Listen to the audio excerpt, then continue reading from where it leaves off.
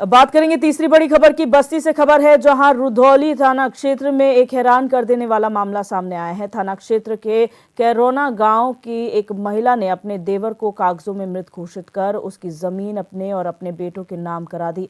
जब 70 वर्षीय बाल किशुन को इस धोखाधड़ी की जानकारी हुई तो उन्होंने इस मामले में आपत्ति दर्ज की। उनके पैरों तले जमीन खिसक गई।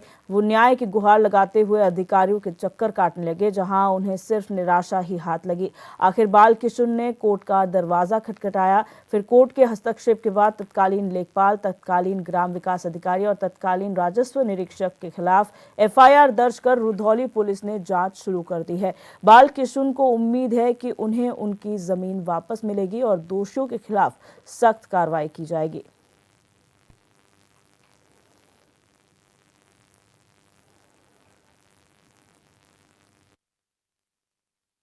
कि हमारे पिताजी जो बाल किशुन है और हमारे पिताजी को हमारे बड़े पिताजी के लड़के के द्वारा मृतक दिखा करके इनकी जमीन में सेक्रेटरी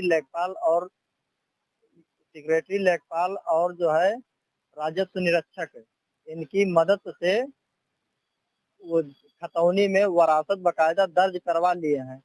इस संबंध में हमने जानकारी एसपी साहब को दिए हैं, डीएम साहब को दिए थे और यह डीएम साहब को, मजिस्ट्रेट साहब को, हर एक जगह मैंने अपना कागज अप्लाई किया। मैंने मुख्यमंत्री पोर्टल पे भी ऑनलाइन करवाया था। जन सुनवाई ऐप के माध्यम से मैंने थाने पे भी सूचना दी थी। थाने पे हम लोगों को बुलाया गया, लेकिन हमारा मुकदमा दर्ज नहीं किया गया। तब मजबूरन हम लोग कोर्ट से अपना मुकदमा दर्ज करवाए हैं। और रत्नेश्वर मिश्रा हमारे संवाददाता हमारे साथ लाइव जुड़ चुके हैं। रत्नेश्वर, जानकारी चाहेंगे कब का ये पूरा प्रकरण है जिसमें अब ये जो 70 साल के बुजुर्ग है वो न्याय की गुहार लगा रहे हैं? आखिर क्या वजह है कि इतने सारे अधिकारी इसमें मिले हुए हैं?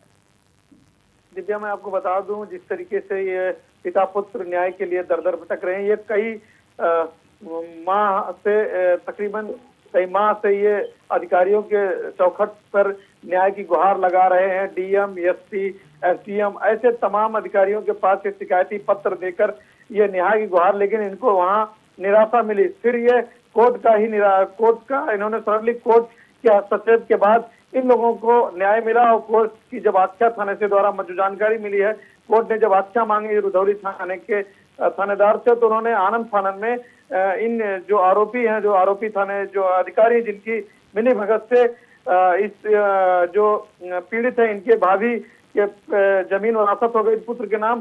फिर उन्होंने मुकदमा राजस्व निरीक्षक, तत्कालीन राजस्व निरीक्षक, तत्कालीन ग्राम विकास अधिकारी और तत्कालीन लेखपाल के खिलाफ मुकदमा दर्ज कर अब पुलिस जांच पड़ताल में जुट गई है। जी अच्छा रत्नेश्वर, यहाँ पर जो पीड़ित है वो लगातार अधिकारियों के चक्कर काटता रहा, तब क्यों नहीं इनको न्याय मिला? आखिर कोर्ट के हस्तक्षेप के बाद ही क्यों एफआईआर दर्ज की गई? उससे पहले ये कार्रवाई क्यों नहीं हुई? कहीं ना कहीं साफ देखा जा सकता है यह पूरी तरह भ्रष्टाचार का एक निशानी है, क्योंकि जो अधिकारी हैं बगैर पैसे का कोई काम न करते, पैसा ही एक मुख्य कारण है और जिम्मेदार जो हैं वो अपने अधिकारियों को बचाने में जुटे। कहीं ना कहीं अगर उस तरीके से मुकदमा दर्ज किया जाता तो विभाग की छवि धूमिल होती, लेकिन अब जब कोर्ट ने हस्तक्षेप किया है तो ही विभाग की भी छवि धूमिल। लेकिन कोर्ट हस्तक्षेप के बाद ये सब खेल हो रहा है और कोर्ट के हस्तक्षेप के बाद मुकदमा दर्ज हो रहा है। जी अच्छा, यहाँ पर क्योंकि कार्रवाई जो है तत्कालीन लेखपाल थे, राजस्व निरीक्षक थे, उनके खिलाफ दायर किया गया है। जो माँ बेटे थे जिन्होंने फर्जी तरीके से जमीन अपने नाम कराई है, उन पर किस तरीके की कार्रवाई हो रही है?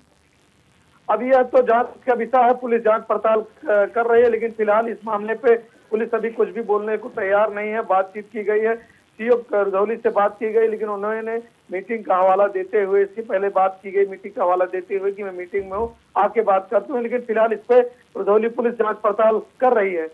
अच्छा रत्नेश्वर, यहाँ पर जिस जैसे आपने कहा कोई भी अधिकारी बिना पैसे लिए कोई काम नहीं करता है, ये बड़ा सवाल है, भ्रष्टाचार का बड़ा मामला है। ऐसे में जब ये पूरा प्रकरण सामने आ रहा था तो उस वक्त क्या भनक नहीं लगी कि ये कोई फर्जी तरीके से, या जांच करने की कोशिश नहीं की गई कि वाकई में ये जो व्यक्ति है जिसे मृत घोषित किया गया है वो वाकई मृत है या जिंदा है?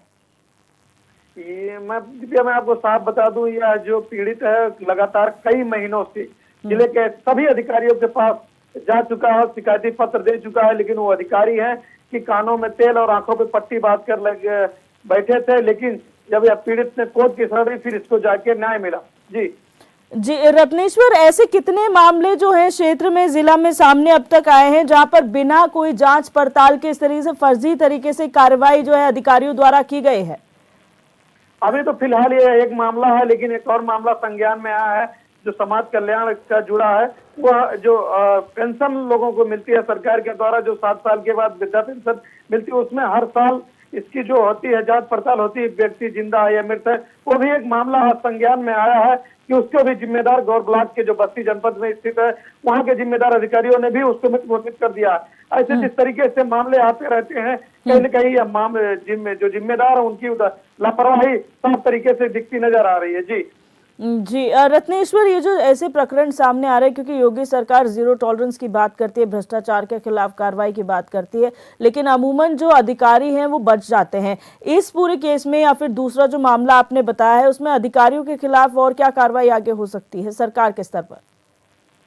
अब जो सरकार सिर्फ निर्देश देती है, वो निर्देश सिर्फ कागजों के पन्नों में सिमट कर रह जाता है। वह सिर्फ एक दावा है, दावा ही रह जाता है। जो पीड़ित है वह लगातार दर दर भटकते हैं, लेकिन जो जिम्मेदार अधिकारी है कहीं ना कहीं मिल बांट के खाते हैं, और उसी में लेकर वो अधिकारियों को जब लेट हो जाता है, मीडिया में रहता है, चर्चा में रहता है, तो सिर्फ जो अधिकारी हैं वह जीव जांच के नाम पर सिर्फ काम करते हैं, लेकिन जब मामला पुराना हो जाता है इसको लेकर मामले में जांच पड़ताल करके दबा देते हैं, तो ये मामला यही कागजों में सिमट जाता है। जी बहुत शुक्रिया रत्नेश्वर हमारे साथ जुड़ने के लिए और तमाम जानकारी साझा करने के लिए। और 3 बड़ी खबरों में मेरे साथ बस इतना ही। आप देखते रहिए HNN 24/7, जुनून सच दिखाने का।